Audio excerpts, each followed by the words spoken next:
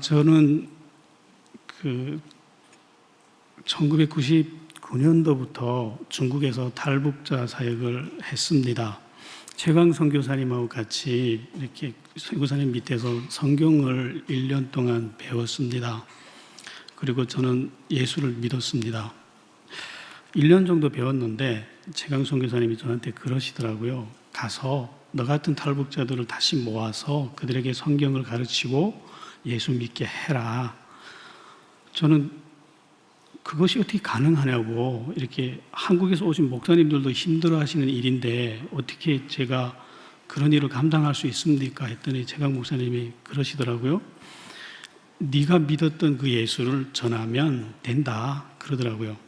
그러니까 너에게 네가 은혜 받았던 말씀들을 네가 은혜 받았던 그대로 전하면 된다 해서 그 말에 용기를 내서 이렇게 탈북자들을 모아와서 사역을 시작했습니다.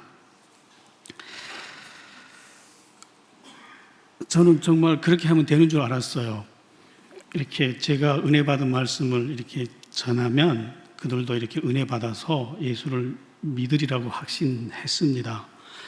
처음 6명의 탈북자를 데리고 연변에서 찾아서 데리고 이렇게 서안이라는 곳에 데리고 와서 집도 잡고 사역장도 꾸리고 이렇게 해서 사역을 시작했습니다. 그동안 그 탈북자들은 저를 너무너무 좋아했어요. 왜냐하면 밥 먹을 데 없고 잠잘 곳이 없는 탈북자들을 데려다가 맛있는 거 먹여주고 좋은 아파트에서 살게 해주고 옷은 한국에서 비행기로 날아왔습니다. 그런 옷을 이렇게 입혀주고 그러니까 저를 그냥 아버지라고 막 부르고 싶어 할 정도로 이렇게 좋아하고 믿고 따르더라고요. 사역이 그냥 되는 줄 알았습니다. 그래서 서안에 와서 사역장 세팅해놓고 정식 성경을 가르치기 시작했습니다. 성경 통독이라는 방식으로 성경을 가르쳤습니다. 그런데 그때부터 말을 안 듣는 거예요. 한 달이 지나고 2달, 석 달 지나니까 너무너무 말을 안 듣는 거예요. 예수 안 믿어요. 그리고 한 친구가 저를 공격하기 시작했습니다. 노골적으로 제가 하는 모든 요구를 거부했고 뒤에서 저를 비난했고 앞에서도 비난했고 그래서 저는 싸웠어요. 그 친구하고. 저는 그때 예수 믿은 지 1년밖에 안 된 사람이었습니다. 그래서 이렇게 그렇게밖에 할 수 없었던 것 같아요. 그래서 이렇게 꾸중하고 욕을 하고 그랬는데 말을 안 듣더라고요. 그래서 그분에게 너무 오랫동안 시달리다가 이 사람은 도저히 안 되겠다, 이 사람은 같이 사역 못하겠다 해서 내보냈어요. 최강 목사님은 절대로 그러면 안 된다 하는데 저는 도저히 못하겠습니다고 내보냈어요. 그 사람만 없으면 사역이 될 것 같았어요. 그래서 그 사람을 내보내고 다시 사역을 하고 있는데 한 사람이 또 일어나는 거예요. 또 저를 이렇게 공격하고 모함하고 불순종하고 그래서 그 사람하고도 또 한동안 싸우다가 그 사람도 내보냈어요. 그래서 이제는 4명밖에 안 남았으니까 쉽겠다 생각했는데 다 일어나더라고요. 다 일어나 공부 안 하겠다는 거예요. 그래서 왜 공부를 안 하겠느냐 하니까 하기 싫다는 거예요. 그냥 최강 목사님이 오실 때마다 공부하는 척하고 그냥 잘 먹고 잘 놀자는 거예요. 난 그럴 수는 없다 하고 그래서 사역을 안 하려면 너희들도 가라. 여기 그렇게 사는 데는 아니다 하고 가라 했더니 안 간대요. 갈 데 없대요. 그래서 또 싸웠어요. 이렇게 싸우다가 너무 지쳐가지고 제가 막 스트레스 받아가지고 이명이 막 오더라고요. 너무 괴로워서 제가 나갔어요. 이번에는.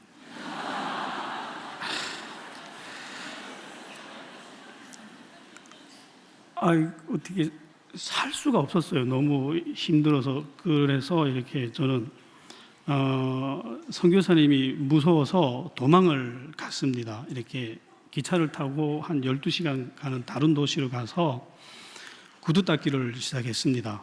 그게 차라리 편하더라고요. 너무 힘들었어요, 사역이. 그래서 이렇게 구두 닦기를 하는데 뭐 구두 닦기 해서 밥이나 뭐 먹겠나 이렇게 생각하고 하는데 그 일도 안 되더라고요. 그래서 이렇게 한동안 방황을 했습니다. 잘 먹지도 못하고 잘 데도 없고 뭐 구두 닦기 해도 돈도 안 벌리고 그렇게 고생을 하다가 너무 힘들어서 이렇게 그 도시에 알고 있던 선교사님을 다시 찾아갔습니다. 이렇게 너무 배고파서 찾아가서 밥 좀 먹여주세요 했더니 네가 왜 여기 있느냐 그러더라고요. 그분도 최강 선교사님 아시니까 그래서 밥 주고 최강 선교사님한테 전화를 해서 이런 사람이 왜 여기 있냐고 그래서 전화를 하시더니 저한테 돈을 주면서 다시 돌아가라 그러더라고요. 그래서 좀 뭐 살 수가 없으니까 다시 돌아갔어요. 최강 선교사님한테. 그래서 최강 선교사님한테 돌아가서 이렇게 부탁을 했습니다. 저는 아무래도 사역을 할 만한 제목은 아닌 것 같습니다. 그냥 성경 공부만 하게 해주세요 하고 찾아갔어요. 왜 그러냐면요, 저는 너무 두려웠어요. 왜냐 사역을 하면서 최강 목사님이 저한테 돈을 많이 줬어요. 근데 정말 많은 돈을 그냥 다 탕진해 버렸고 6명의 탈북자들을 다 다시 돌려보냈고 그때 탈북자 한 사람 한 사람 구하기가 굉장히 어려웠습니다. 그 사람들을 맡았다가 다 사역을 실패했고 엉망이 됐고 이런 상태에서 다시 돌아가면 그냥 죽지 않을 정도로 매를 맞을 줄 알았어요. 그냥.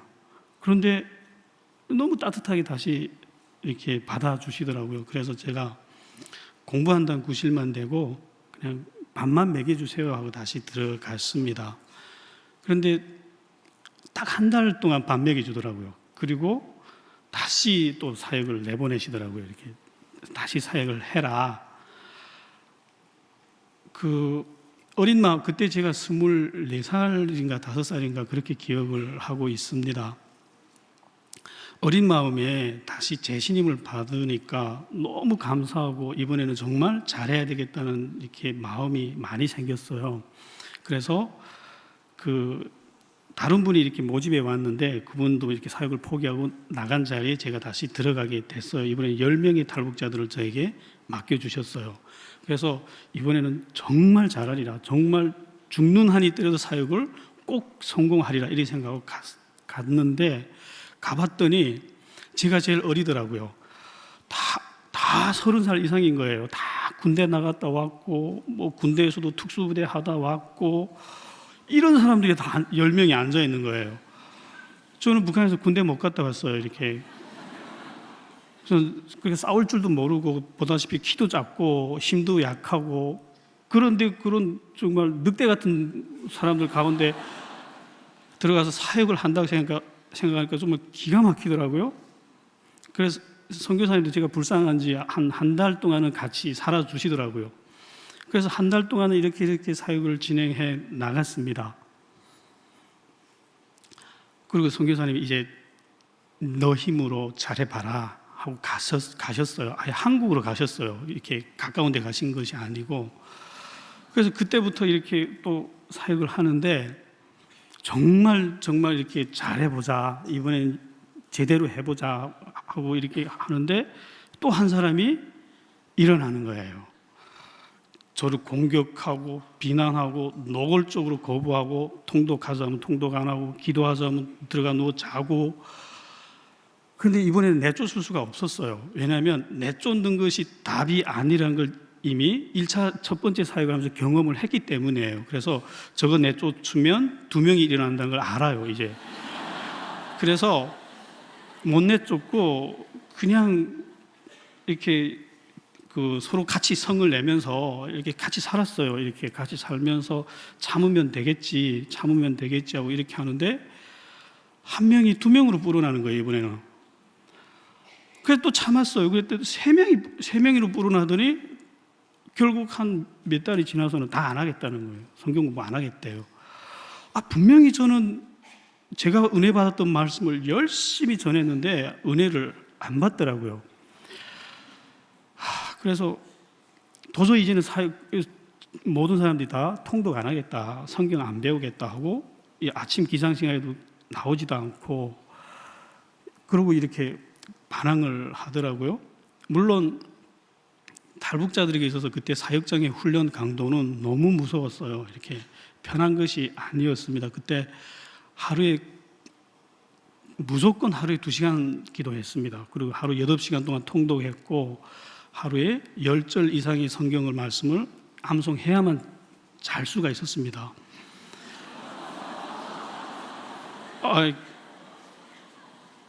그런데 그게 뭐 온누리교회 성도님들한테는 뭐 간단한 일이겠지만 그 탈북자들한테는 그게 쉬운 일이 아닙니다. 왜 그러냐면요, 사역장에 들어오는 순간부터 술과 담배를 금지시켜요. 술도 못 먹게 하고 담배도 못 피게 하고. 그러면 탈북자들이 유일한 즐거움이, 소망 없는 사람들에게 유일한 즐거움이 그거밖에 없습니다.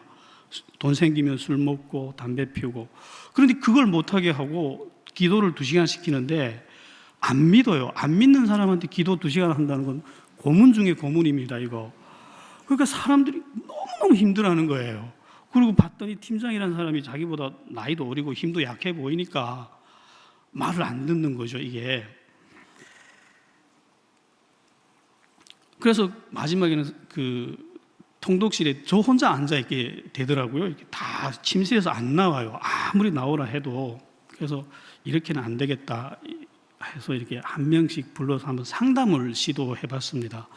정말 나한테 뭔가 화가 나는 일이 있으면 뭐 서로 주먹질 해서라도 풀자. 그렇게 해서 어떤 사역은 해보자고 이렇게 한 명 상담을 했습니다. 왜 그러냐? 내가 뭘 잘못했느냐?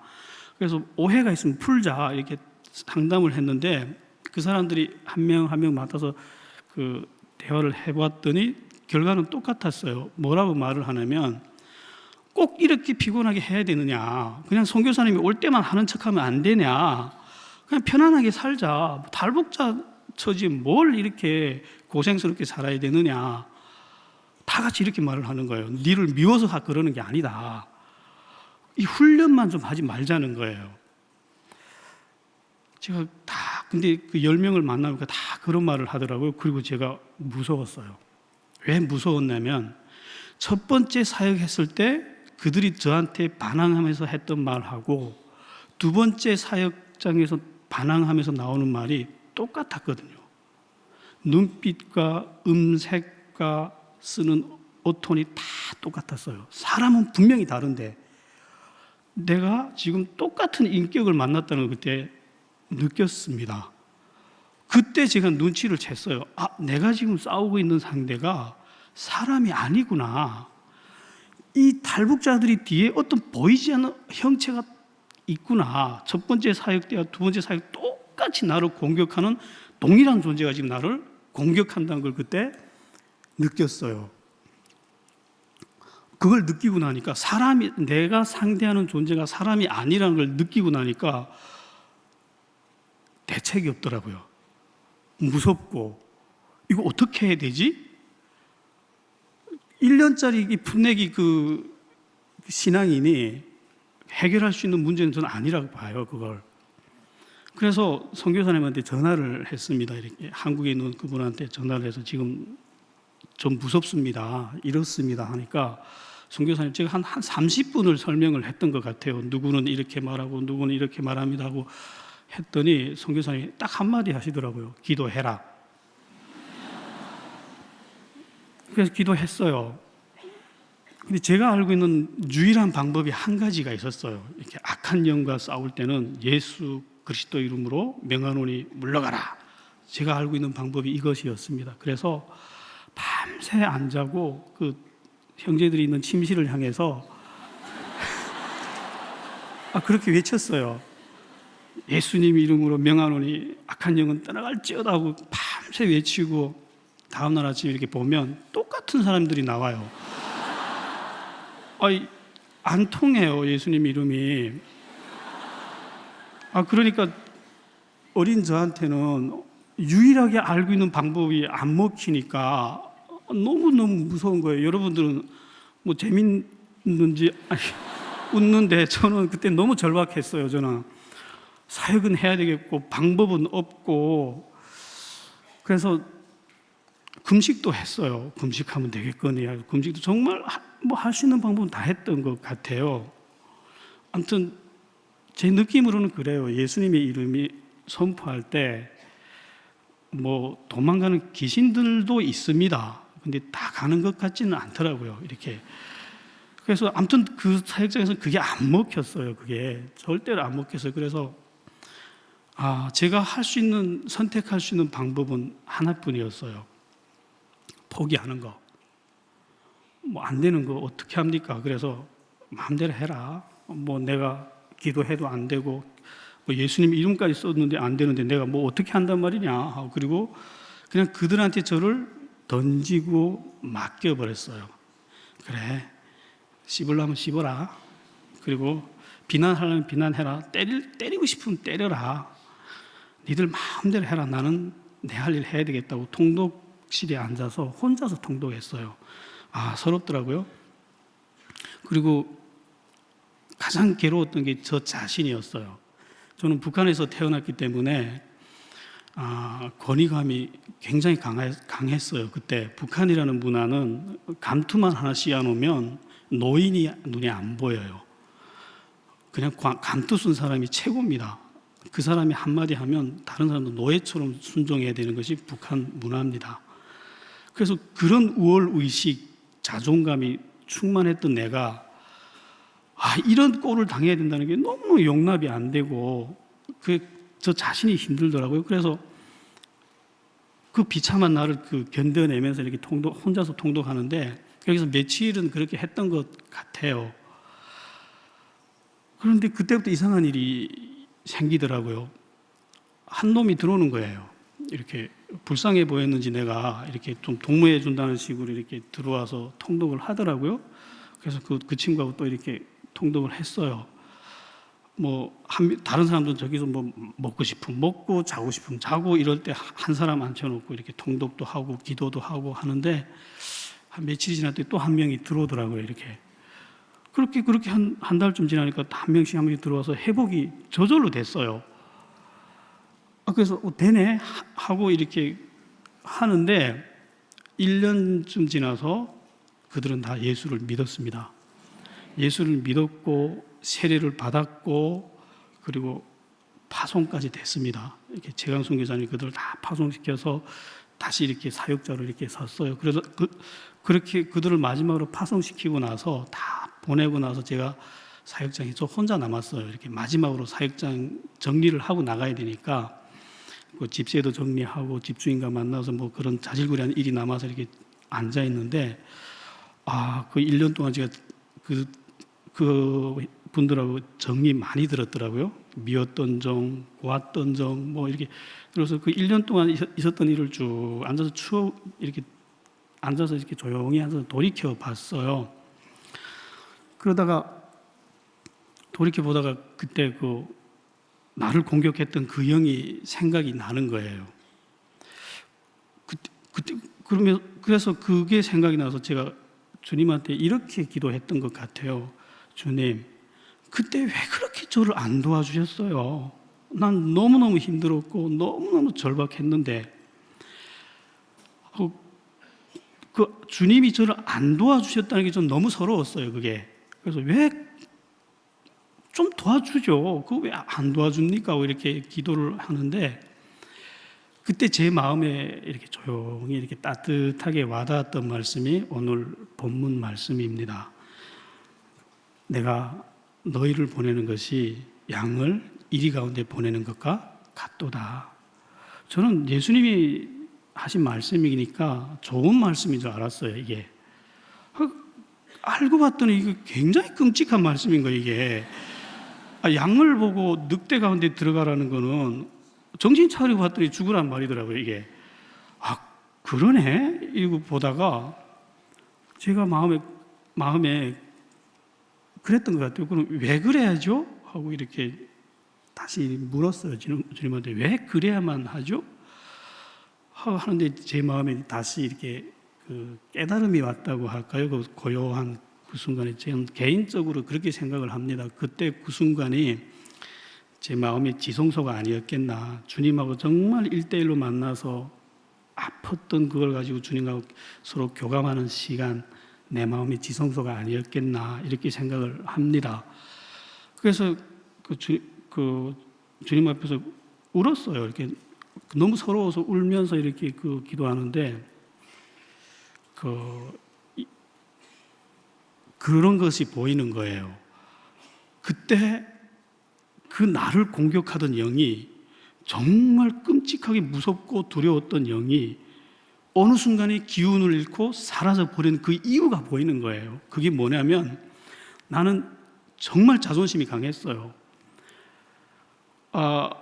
좀 북한에서도 이렇게 어머님이 의사였고 아버지가 작가인 집에서 살았기 때문에 소위 엘리트 집안에서 자랐기 때문에 남을 늘 내려다봤어요. 저는 굉장히 교만했고 자존심 강했고, 그래서 그들도 그렇게 봤었나 봐요. 제가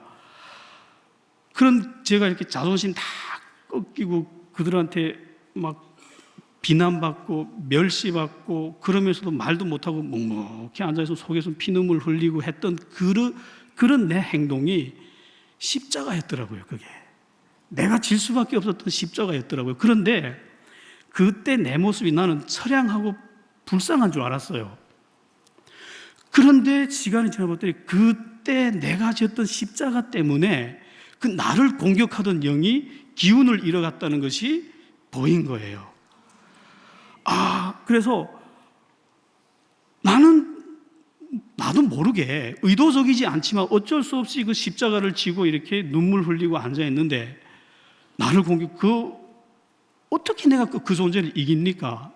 그런데 그 존재가 십자가를 지는 나를 못 당해내더라고요. 그리고 그 형제들에게 임했던 그 악한 영이 기운이 사라지고 점점 사라지니까 이 사람들이 우리가 이러면 안 되겠구나. 다시 통독실로 한 명씩 하면서 돌아와서 통독에 임했습니다.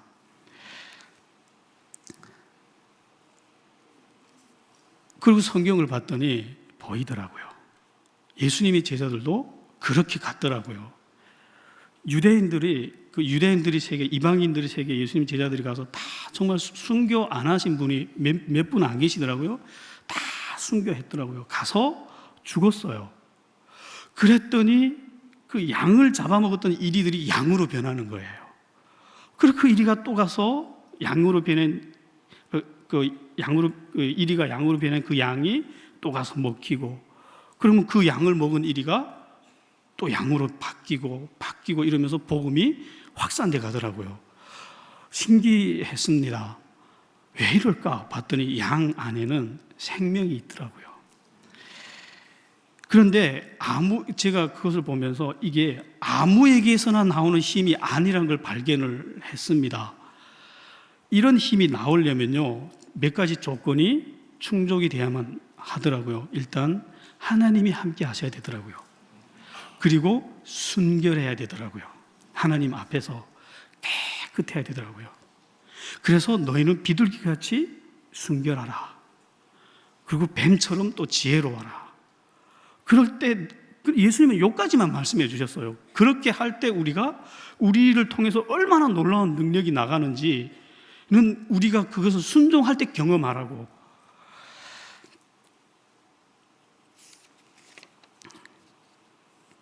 그래서 제가 이런 원리가 있었구나 하는 걸 그때 처음 눈을 뜨고 알았습니다. 그래서 나도 악한 영을 이길 수 있구나.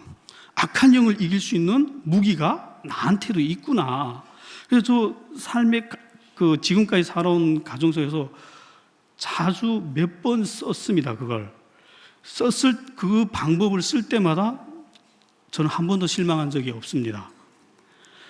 그 악한 영은요, 시도 때도 없이 저를 공격하더라고요. 사역하는 저에게 아내를 통해서 오기도 하고, 또 지금 사역하고 있는 북한 청소년들을 통해서도 옵니다. 굉장히 무서워요.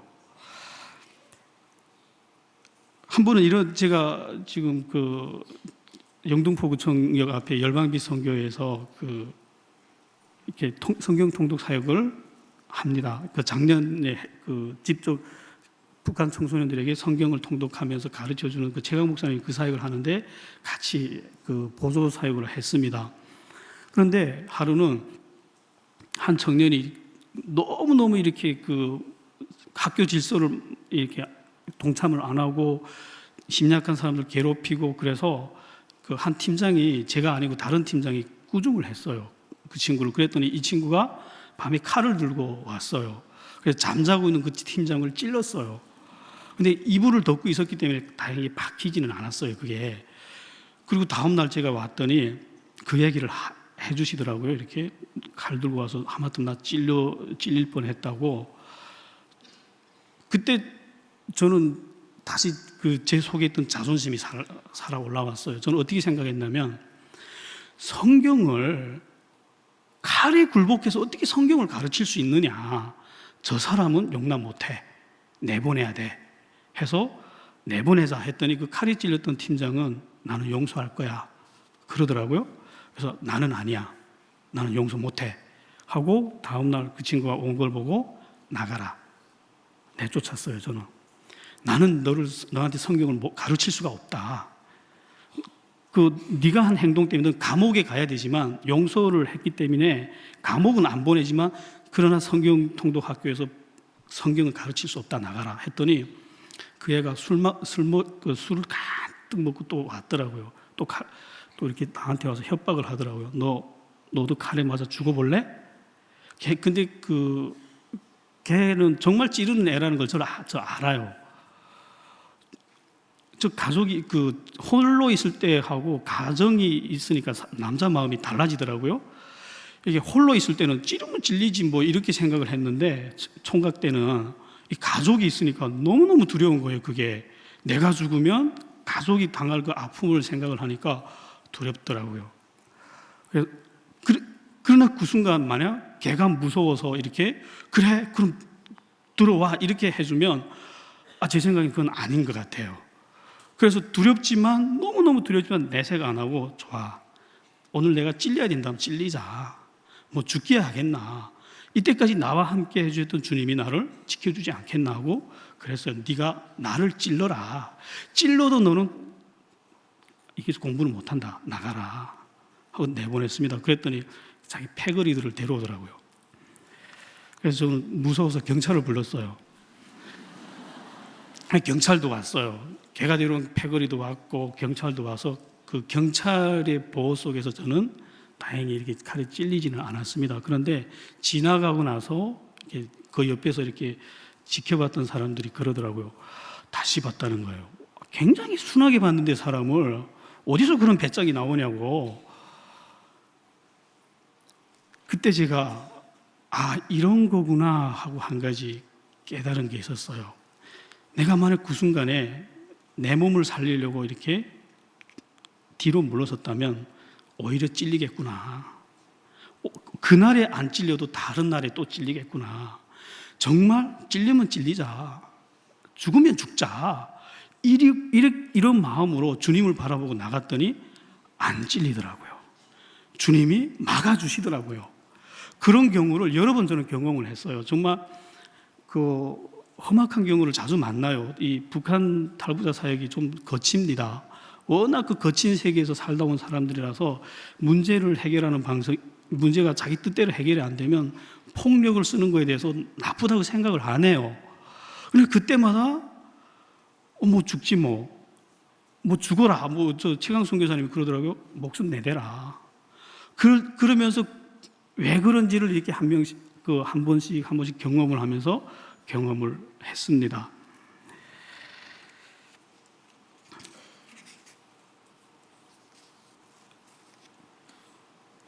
이런 일들을 한 번씩, 두 번씩 이렇게 경험을 하면서 저는 분명한 것을 한 가지 알게 됐어요. 저는 그때까지만 해도 성경을 좀 많이 배웠어요. 제가 말하기 좀 창피해서 그렇지 진짜 많이 읽었습니다. 그런데 읽었던 거는, 읽어서 머릿속에 있는 지식은 저한테 도움이 안 되더라고요. 뭐 죽고자 하면 산다, 한 100번 이상은 들었던 것 같아요. 근데 정작 죽어야 되는 순간에 왔을 때 죽어지지 않더라고요. 그리고 그걸 경험한 다음에 바울 사도가 했던 말이 깨달아졌습니다. 바울 사도가 이런 말을 했어요. 이렇게 고린도 전서에서 헬라인들은 지혜를 찾으나 우리는 십자가를 전한다고. 그들에게는 미련해 보이지만 이것은 하늘에서 온 능력이라고. 제가 비록 어설프게 몇 번 당해보긴 했지만 당해봤더니 진짜 그렇더라고요.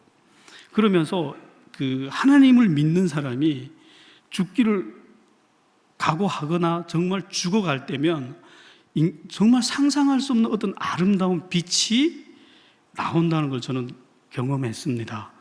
그런데 최강 목사님도 그렇고 저 옆에 있는 팀장들이 그런 일을 당할 때 옆에서 여러 번 봤어요. 저도 비참해지는 거, 멸시받는 거, 가난해서 힘들어하는 거 봤어요. 그런데 볼 때마다 그것이 멋있다고는 생각되지 않았어요.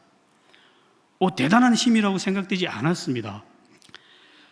그것이 정말 하늘에서 온 생명을 포함한 힘이라고 이해하는 데서는 인간의 이성으로는 이해가 안 되더라고요, 그거. 그런데 내가 해보니까 내 마음에서 그게 깨달아지더라고요. 이거는 정말 놀라운 하늘의 힘이구나. 이거 보고 하나님이 생명이라 그랬구나. 지금도 설명이 안 됩니다, 그 놀라운 힘. 저희 내면에서 나를 바꾸고 내 옆에 있는 사람들을 바꿀 수 있는 힘, 그것 때문에 바뀌더라고요. 그래서 후에 시간이 지나서 이렇게 얘기를 해보면 그런 순간 때문에 학생들이 우리를 따라오더라고요. 성경을 잘 가르쳐서도 아니고 지식적으로 화려해서도 아니고 힘센 건 더더욱 아니고 정말 우리가 그들이 침 뱉는 것 당해주고 멸시당하고 그럼 그 순간 너무 수치스럽고 꼴보기 싫었다고 생각했는데 그것 때문에 그들은 우리에게 돌을 던지면서도 그들은 속에서 울었더라고요. 이러면 안 되는데 이건 아니야. 그리고 그랬던 사람들이 돌아오더라고요. 그리고 그것 때문에 그들을 틀어지고 있던 악한 영이 도망가더라고요. 그래서 저는 이렇게 생각합니다. 무슨 힘으로 내가 어떤 테크닉을 발휘해서 이런 힘을 발휘할 수 있을까? 그 무서운 영, 예수 이름이 선포되는 데서조차 도망가지 않는 영, 하루에 2시간씩 기도해도 사역장에 이렇게 인재해 있는 그 영을 어떻게 이깁니까, 우리가? 그런데 십자가로 이길 수 있다는 거죠. 힘듭니다. 너무너무 힘듭니다. 그래서 이런 걸 깨우쳐 주려고 주님은 그때 저한테 침묵하셨더라고요.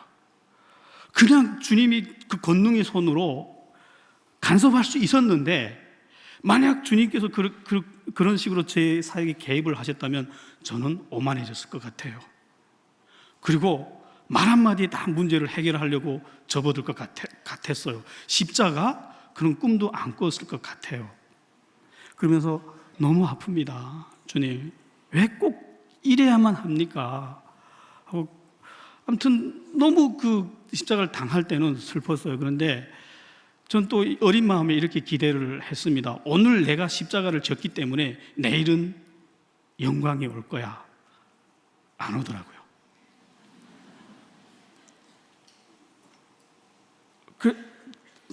그렇게 해서 사역을 성공한 다음에 계속 사역을 했어요. 그 대가는 어떻게 받았냐면 감옥에 들어갔습니다. 제가 다 같이 체포됐어요. 저만 잡힌 게 아니고 같이 공부하던 사람들이 다 같이 체포됐어요. 체포돼서 중국에서도 그 사형수들을 가두는, 이제 그 시간이 되면 사형을 시키는 사형수들이 가두는 그 감옥에 들어갔습니다. 저는 그리고 좀 북한으로 끌려가야만 했었어요. 그래서 이렇게 감옥에서 저희 다시 기도를 했어요. 하나님, 우리를 살려주십시오. 우리가 나쁜 짓을 하다 잡힌 것도 아니고 하나님이 기뻐하시는 성경을 읽다가 지금 성경 공부를 하다 이렇게 잡혔는데 하나님이 구해 주시길 믿습니다가 아니고 구해 주셔야만 합니다. 이렇게 강요를 했던 것 같아요. 그런데 그런 일이 안 일어났어요. 그 서안에서 이렇게 북한 국경으로 끌려가는데 기차를 타고 2박 3일 동안 가야 돼요. 도망칠 수 있는 그 틈들이 많이 나올 수 있는 구간입니다. 빈 틈이 없었어요. 기적은 단 한 번도 일어나지 않았고 우리는 곱게 끌려갔어요. 그래서 한 명도 탈출하지 못하고 북한으로 끌려갔습니다. 저 도문 감옥에 갇혔을 때 이제는 북한이 눈앞에 보입니다.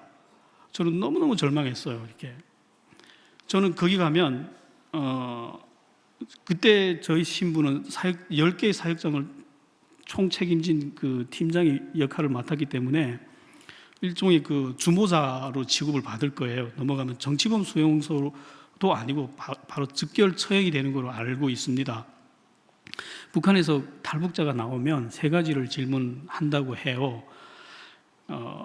교회를 갔댔느냐, 남조선 사람 만났냐, 성경을 읽었느냐, 성경을 배웠느냐, 이 3가지 중에서 한 가지라도 예라고 대답이 나오면 고문을 안 한대요. 그 사람 죽은 사람하고 같이 취급을 하는 거죠. 그보다 더 엄청난 죄는 없기 때문에 그 사람은 뭐 정치범 수용소로 가야 된대요. 그런데 저는 성경을 배웠고 가르쳤고 남조선 사람 밑에서 조직했고 살 가능성이 없었어요. 그래서 제가 그 감옥에서 이렇게 하나님한테 그렇게 기도를 했습니다. 정말 열심히 그 십자가를 지고 나름대로 지면서 예수를 전하고 성경을 가르친 대가가 이런 겁니까? 하고 저는 그때 믿음을 포기했어요. 놀랍게도 그때 그 감옥에서 저 빼고 다른 팀장들은 믿음을 포기하지 않았습니다. 다 감옥 안에서도 기도 모임을 가졌고 예배를 드렸어요. 그 사람들은 다 넘어갔어요. 제가 살았습니다. 저는 감옥에서 완벽하게 믿음을 포기했어요. 그런데 믿음을 포기한 나는 살아나고 믿음을 포기하지 않은 사람들은 넘어갔고 정치범 수용소로 갔고 지금은 다 돌아가셨을 거예요. 십자가의 대가입니다. 저는 너무너무 혼란스러웠어요. 그래서 그때 감옥에서 나와서 한국으로 오려고, 더 이상 사역을 할 수 없어서 한국으로 오려고 하다가 최강 목사님 다시 저를 한국으로 데려오려고 이렇게 많은 일들을 해주셨어요. 그러다가 한국 가다가 또 감옥에 들어갔습니다. 오늘 12시에면 한국으로 출발하는데 11시에 또 체포됐어요. 체포돼서 다시 또 그 도문 감옥에 갇혔을 때 그 심정은요, 정말 죽고 싶더라고요. 한 발짝만 내밀면 천국인데 그 한 발짝 앞에서 지옥으로 떨어진 그 심정, 정말 자살해 죽고 싶더라고요. 그래서 울고 있는데 하나님이 또 꺼내줬어요. 저를 정말 기적적으로 또 꺼내주셨습니다. 나왔어요. 그리고 몽골로 갔습니다. 몽골로 가면, 몽골 그 울란바타르는 그 수도로 가면 이게 한국행위 90%는 성공한 겁니다. 그런데 거기서 다시 전 또 감옥으로 들어갔어요. 저는 왜 들어갔냐면요, 이렇게 제가 팀을 인솔해가지고 그 몽골로 넘어왔는데 그 팀 중에 중국 조선족 분이 끼어 있는 거예요. 그분도 한국 오겠다고 탈북자로 위장해가지고 나도 탈북자입니다 하고 끼어 들어왔던 거예요. 근데 몽골 그 한국 대사관에서 신원조회 하다가 이 사람이 중국 사람이니까 이 사람은 중국으로 보내세요, 이렇게 된 거예요. 그런데 중국 쪽에서는 어떻게 됐냐면 이 사람이 불법으로 국경을 넘었기 때문에 재판을 해야 되는 거예요. 그 재판을 하려면 증거인이 한 사람은 있어야 되는 거예요. 그래서 중국 정부에서 몽골 정부에다가 뭐라고 말했냐면 그 사람만 내보내지 말고 같이 넘어간 사람 1명 증거인으로 같이 내보내세요, 이렇게 요구한 거예요. 그러니까 그 몽골 경찰들이 그때 12명이 넘어갔는데 누가 넘어갈래 하다가 누구 넘어갑니까? 그러니까 네가 책임자니까 네가 넘어가라 하고 저를 감옥에 집어넣은 거예요. 저는 몽골까지 왔다가 다시 중국으로 가야 되는 상황에 지금 빠졌어요. 그리고 만약 제가 중국으로 간다면 재판이 끝나면 저를 다시 중국 정부에서 몽골로 보내줄까요? 그런 일은 없습니다. 다시 북한으로 보내는 거죠. 너무 억울하고 원통했어요. 몽골까지 와서 다른 사람들은 비행기 타고 한국 가는데 나는 중국으로 끌려갔다 북한으로 끌려가야 되니까 그 감옥 안에서 너무 서러워서 또 그때 좀 제가 그 하나님 앞에서 이런 서원을 한 100번은 넘어 했던 것 같아요. 하나님, 저 꼭 한국 보내주시면 신학교 가서 목사가 되겠습니다. 그런데 그 소원이 뭐 효험이 있는 것 같지 않아요. 그 소원이 또 감옥에 들어왔고 그래서 저 그때 거기서 울면서 진짜 유언까지 썼습니다. 그 한국 가는 친구들에게 내가 죽으면 뭐 우리 엄마 뭐 살려줘라 뭐 이런 식으로. 그런데 그 몽골 경찰들이 제가 불쌍했나 봐요. 어떻게 살겠다고 여기까지 한 거 또 어디 돌려보내나 해서 그 중국 분을 이렇게 교두로 해서 합법적으로 넘겨보내지 않고 넘어왔던 방식 그대로 불법으로 다시 넘겨 보내줘 버린 거예요. 이렇게. 그러니까 그러면 제가 안 가도 되죠. 그런데 조건을 달았어요. 저한테 너를 살리려고 이런 일을 한다. 그런데 저 사람이 국경을 무사히 넘어서 집에까지 안전하게 가면 되는데 만약 잡히면 국경 경비대에 잡혀서 다시 증거인을 요구하면 넌 가야 돼. 그러니까 넌 여기 남어. 저 혼자 그래 감옥에 있는. 그래서 좀 그 감옥에서 이렇게 기도했어요. 그 중국 사람이 제발 잡히지 말고 집에 안전하게 가게 해달라고 그렇게 빌고 또 빌었어요. 그러면서 그때 아마 한 100번은 서원했던 것 같아요. 제가 꼭 목사가 되겠습니다 하고. 그런데 기적이 일어났어요. 그분이 무사히 집에 갔나 봐요. 이렇게 그 몽골 경찰이 됐다, 너 한국 가도 된다 해서 한국 왔어요. 한국 와서 제가 이렇게 저를 가르치셨던 그 선교사님 집에 인사하러 갔었어요. 갔는데 당장에 시험이 들고 말았어요. 갔더니 그 애가 4명인데 아침 먹고 점심을 앉아 걱정하고 앉아 있는 거예요. 이렇게 풍요로운 나라에서 그렇게 가난한 사람 처음 봤어요, 제가. 그래서 야, 목사가 되면 저래 되는구나 이래가지고 그래 제가 하나님한테 저는 신학은 못 가겠습니다. 이런 말 해도 되겠는지 모르겠는데 아무튼 그래서 제가 신학교를 안 갔어요. 그리고 이렇게 저를 가르치신 분이 너무 어렵게 살고 가난하게 사니까 그게 마음에 안 들었어요, 저는. 그래서 그 일반대를 갔습니다. 돈을 많이 벌 수 있는 대학을 갔어요. 그래서 졸업을 열심히 공부해서 졸업도 했습니다.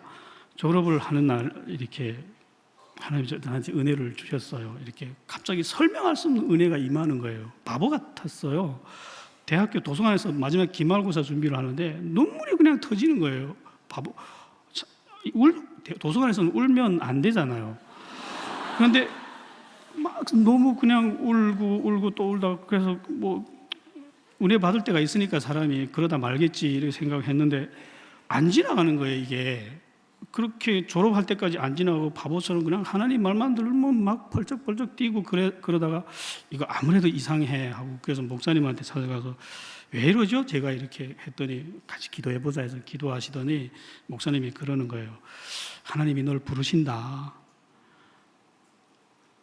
너무 싫었어요, 저는. 왜 그랬냐면 제가 그때 SK그룹에 취직이 된 상태였어요. 좀 좋은 대학 나왔어요, 제가. 여기서는 그런 말 하면 안 되는 줄로만 아는데, 그때 취직이 됐는데, SK라면 좀 좋은 직장이죠. 거기서 초봉이 3천이라 그러더라고요. 지금은 별거 아닌지 모르겠지만, 그때는 탈북자인 저한테는 까무러치는 숫자였어요, 그게. 그리고 뭐 한 10년만 일하면 7천도 준다 그러더라고요.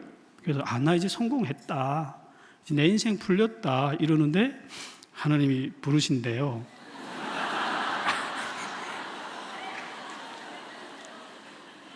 그래서 제가 좀 너무 난감해서 도망을 갔습니다. 이렇게 또 중국을 가버렸어요. 이렇게.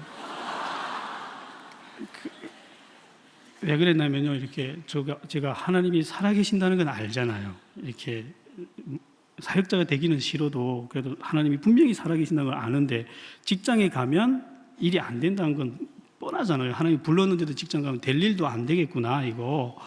그래서 그러니까 직장은 무서워서 못 가고 신학교는 가기 싫어서 못 가고 그래서 제가 중국으로 도망가서 이렇게 한 2달 동안 뒹굴거리면서 살면서 버텼어요.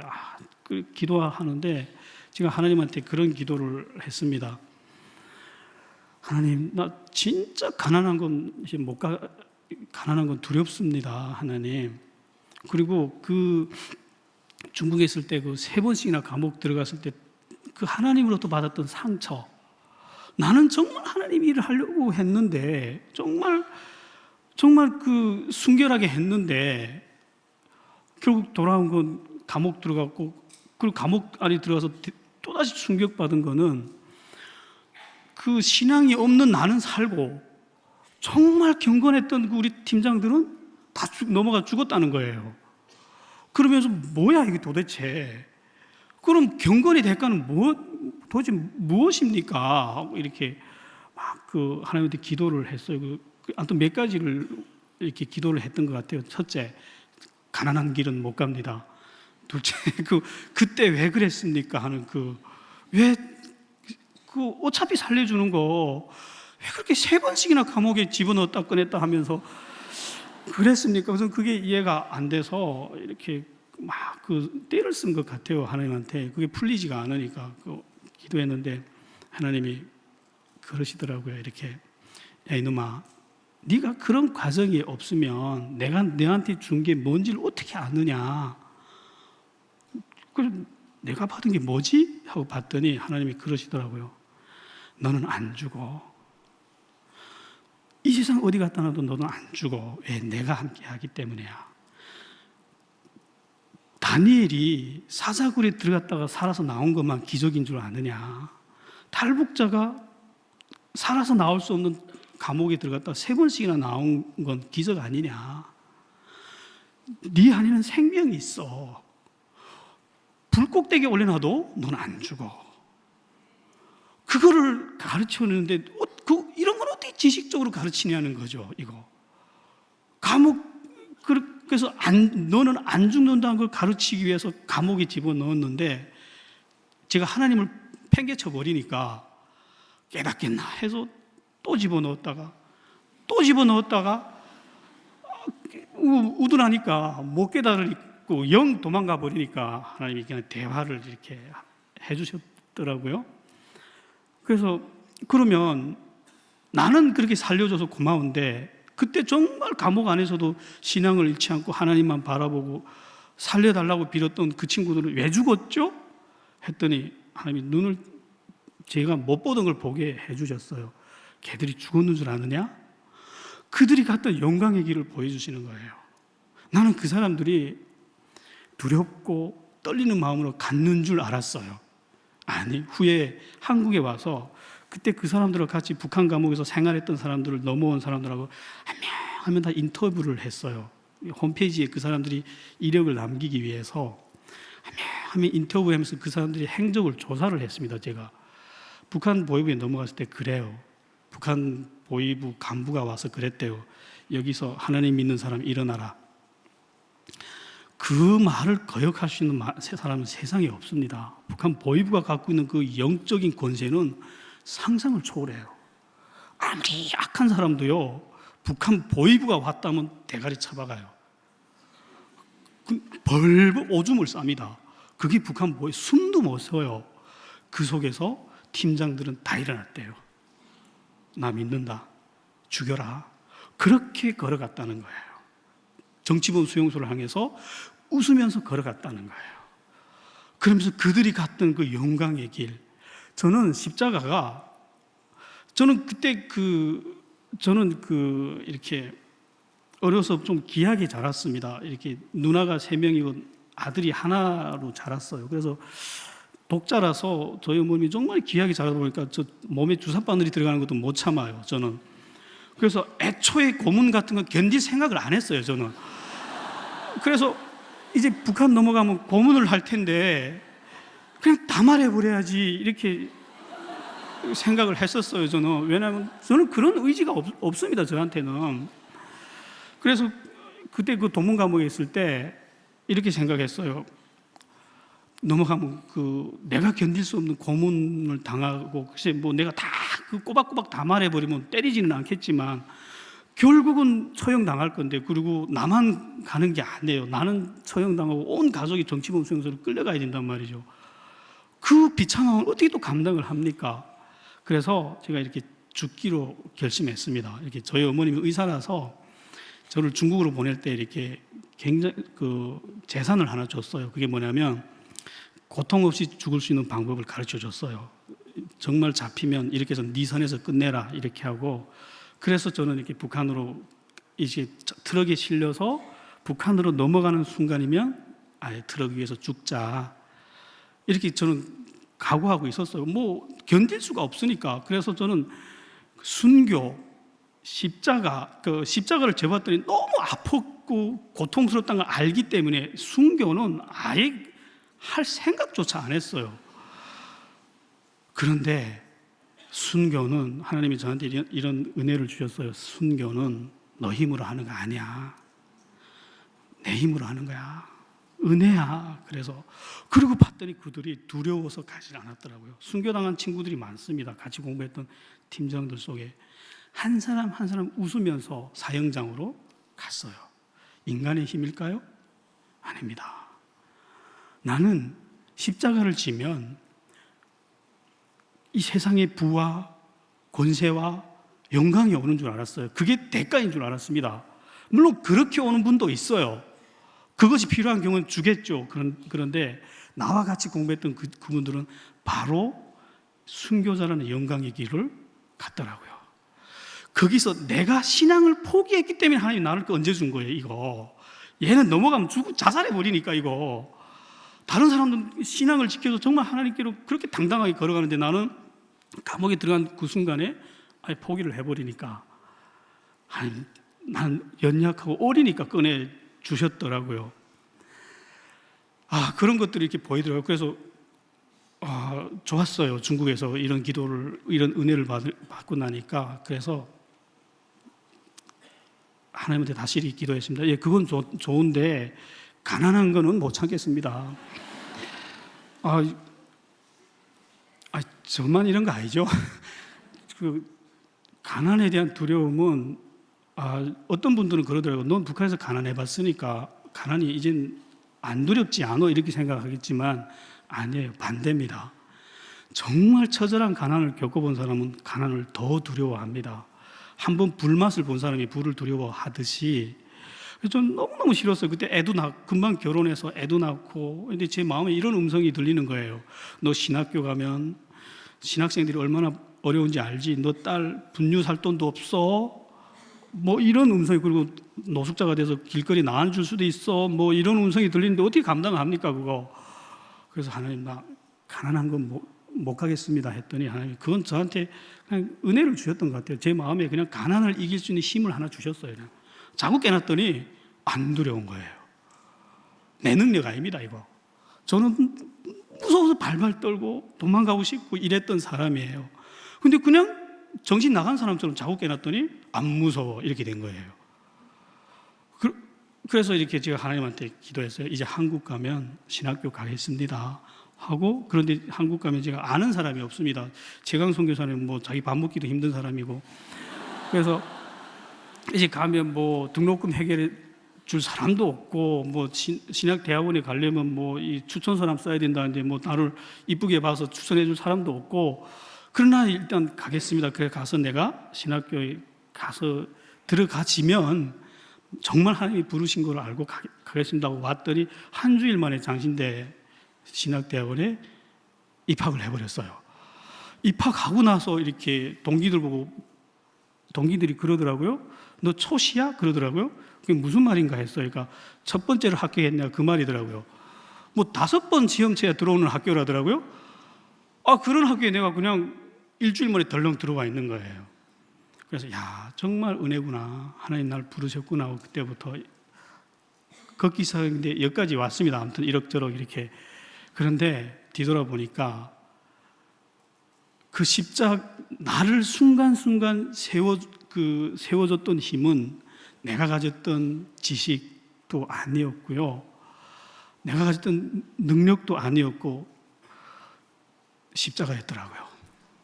정말 사역에서 이 압박이 올 때 내가 좀 살겠다고, 내가 좀 편해보겠다고 이렇게 꼼수를 부리고 이렇게 몸살이면 후과가 더 안 좋더라고요. 그럴 때마다 용기 있게 앞으로 나가서 비참해도 당하니까 그 뒤에는 부도 있고 권세도 있고 영광도 있고 생명도 있더라고요. 그러면서 하나님이 주시는 은혜를 저는 지금 누리면서 삽니다.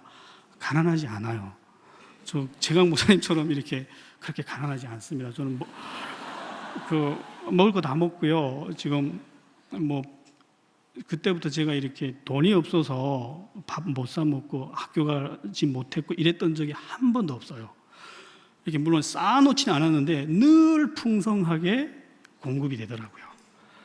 그런데 대신 이런 걸 얻었습니다. 다른 세상을 보는 눈, 다른 세상을 느낄 수 있는 마음, 그 하나님이 나라더라고요. 그런데 이렇게 제가 성경을 중국에서 배웠기 때문에 이런 게 아니고 십자가를 지는 것만큼 내가 자랐더라고요. 그리고 강해졌더라고요. 그러면서 이제 와서 뒤돌아보면 십자가를 그때 중국에서 시달렸던 그 악한 영은 더 이상 나를 건드리지 못해요. 더 강한 영이 오면 와도 그보다 약한 영은 건드리지 않아요. 굉장히 평안합니다. 십자가가 고통의 길인 줄 알았는데 그때는 아플지 모르겠지만 그 십자가 뒤에는 진짜 평안이 있더라고요. 가정이 화목하고 이웃들과 화목하고 이웃이 나를 때려도 웃을 수 있더라고요. 그 강한 자죠. 그래서 이런 은혜가 저는 십자가를 통해서 얻었어요. 탈북자 사역, 북한 사역 힘듭니다. 너무너무 힘들어요. 그런데 십자가를 지면 됩니다. 그게 능력입니다. 제가 여기서 온누리교회 성도님들한테 뭘 가르치려고 오지 않았습니다. 그냥 제가 경험했던 이 십자가의 능력을 함께 나누고 싶었어요. 그래서 그 능력을 가지고 여러분, 우리에게 다 그런 능력 우리 옆에 와 있습니다. 이 작은 저한테도 이렇게 와 있는데 예수 믿는 사람이라면 누구나 다 와 있어요. 우리가 붙잡지 않았을 뿐이더라고요. 그리고 그 십자가가 오는 순간은 축복인데 계속 피하고 도망을 갔더라고요. 그래서 십자가 그 뒷면에 있는 진짜 은혜, 하늘의 하나님만 줄 수 있는 은혜와 축복은 누리지 못했더라고요. 그래서 십자가 뒤에 하늘나라가 있습니다. 그 힘을 가지고 오늘도 북한 선교와 또 하나님의 나라를 감당하는 우리가 되기를 바랍니다.